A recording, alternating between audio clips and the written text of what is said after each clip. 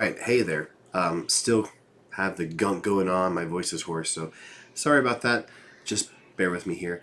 One of the first things we looked at was I put in a music track, Billie Jean from Michael Jackson, and it's playing near this cottage. Basically, I made it sound like it's coming from the cottage. By the way, my oldest is also homesick. You're going to hear giggling and laughing while he watches Bubble Guppies, so stay tuned for that exciting bit of detail. But if I push play, pop over here, and I walk over here.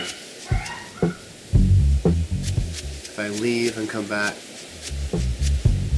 it's playing like you would expect. Because if I look up Billy, and I open up the sound cue, and let me just dock this real fast. Okay. Under voice management, it's doing play when silent. For those that weren't in class yesterday, play when silent means it's going to keep its position whether you can hear it or it's turned all the way down. If it's doing restart, let's go ahead and save that and get back in here. It's going to do the opposite.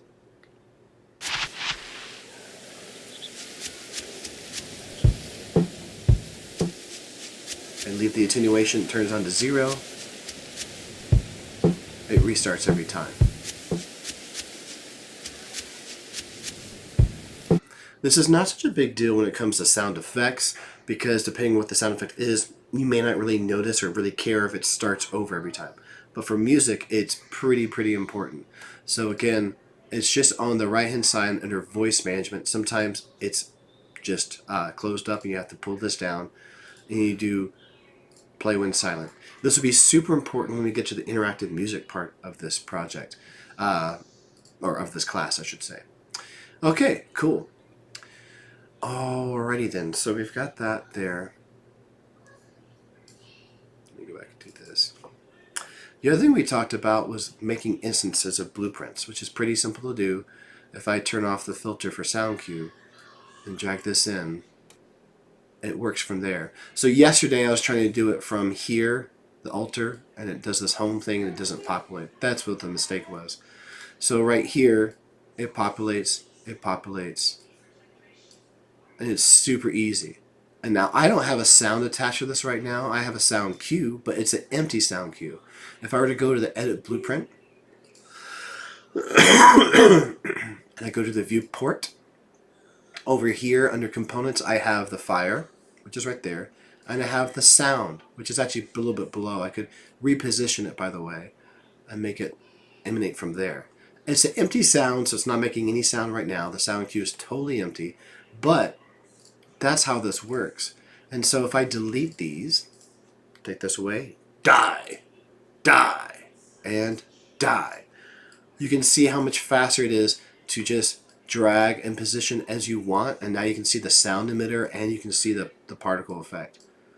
That's a lot faster than this test case over here of, okay, let me go and find the fire particle I want to do, alright, and let me make sure I position it right for each one, and there might be little differences of where I put them. It may not be exactly aligned, which could be cool or could be buggy depending on how bad the variances are. Alright, cool. Now let me go and let me do torch. And you can see already this has taken a while. Drag this over here and that sort of thing. It's a lot better just to make a blueprint something. And the way that you do that is you just select anything like this right here. I've not messed with this at all. And it says blueprint add script. Not selected, selected. And I can just do this. I can name it whatever I want to name it. Test. You can leave all this alone. Select. From here in the viewport, you can go in, you can say, okay, for this one, for example, I'm going to do, let's do ice. Let's see what I have for ice. Nothing. Lightning. Do I have anything for that? Yeah. This is going to be a weird looking thing, but why not? We'll do it live. Bring it up. Come on. Okay. It's a weird altar, but whatever. Compile it. Save it. So now, if I go to my root, I have this one. So I can very quickly, if I have an altar that is the normal flame and one that's lightning, it's going to keep that information, and it's going to sit no matter where I put it. The instance of it is going to have the right particle and the right sound. It's going to be positioned, attenuating exactly the way I set up within the blueprint. We looked at find results. The way you get that is super simple. Window, find results, there it goes. In this blueprint, there's really not anything to find. It's pretty simple. But again, apologies for this. Usually if you put in BP, you'll find blueprints. That seems to be a pretty common universal naming convention. But let's look, for example, all right, now we've got some stuff here. This is the construction script, which again, like I said last night, this is all the logic that has to happen before the game runs. You push play, it very quickly does this, then the game begins to play, and it does whatever is in the event graph, which is pretty empty. And then you have the river spline, which is just a little texture. So in here, there's not a lot. It's not a very complex, but if I want to be, for example, okay, show me something that has to do with location, I put this in the field, I can click here and find anything that is related to that. Yay, great. So that's pretty simple. One thing I forgot to mention yesterday, let me move this out of the way, is if I wanted to look in everything, I have the binoculars over here. So this search field is looking for within the blueprint. And this is searching globally. So if I do this, it's going to have to go through and it shows you a whole lot more information. And if you double click it, it's going to open up that blueprint and go right to where it is. So this is a bit more involved blueprint.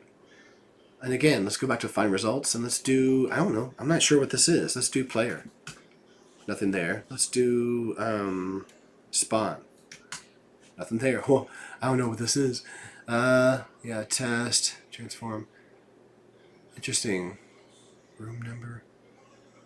So this is looking for all of the blueprints in this project. And you can go through, like, I see scale right there. Let's see if there's anything else that says scale on it. And there's quite a bit here. Okay. And you go through and you can find it. Quite a bit. So that's super helpful, going through and finding things as quickly as you can in blueprints. One quick thing about the project is we talked about if you want to package it up, super simple. You go to the root folder. So it can't be in the blueprints. It doesn't show up. It has to be in this where you see the game. You go File, Package Project, and Zip Up Project.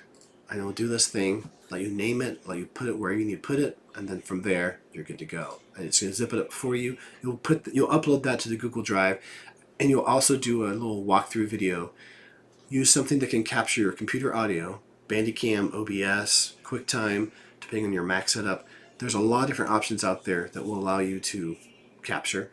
And just do a walkthrough. You don't need to talk and narrate. You can just walk through and show me what's going on in your project. That's pretty much it. And then we'll upload the video capture and also the zip file to Google Drive. You'll let me know on Canvas, hey, I turned my thing in. It's due next Monday before class starts.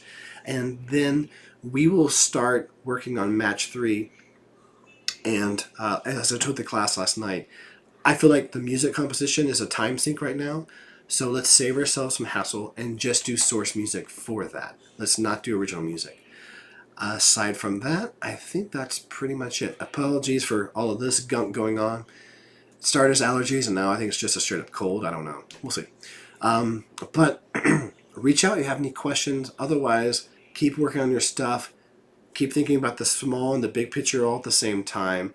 If you get stuck, please, please, please, please, please reach out. Michael mentioned something about the NPC chatter. He said he couldn't make the voice louder, which is interesting. So in that situation, I would go through and check if anyone else is having this issue. One thing I noticed is I had this set to voice, but if I go to voice, it's not set to anything. Sorry, it's under master. Now, what I'm wondering, some of this stuff is like left over because it gets put in engine from all kinds of other things. You have normal attack, you have special attack, PSM. So I think what happens is this is not unique to this project. It is what is in Unreal. So it may not be what we need it to be. One thing you could try, if I open up master, for example. Oh, I don't have keys anymore. That's weird. Okay, something got funky with this. If you're having a hard time, for example, if you're putting this up to a really high number, or you're putting your modulator up to a really high number, and you are not hearing volume increases in the game, then I would check and go to my MPC queue on the output, and I'll clear this. It's still going to play. Welcome. And if I were to run by and play the game by the MPC, it would still happen there too. So check that out. Take a look. I definitely, if you're doing big numbers, anything bigger than 10, for example, here's 10.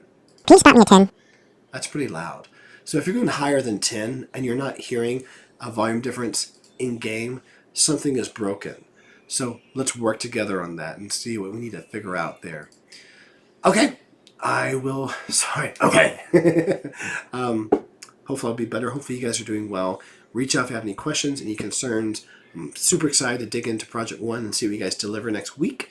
And then we will start Match 3. I think that's it. See y'all. Take care.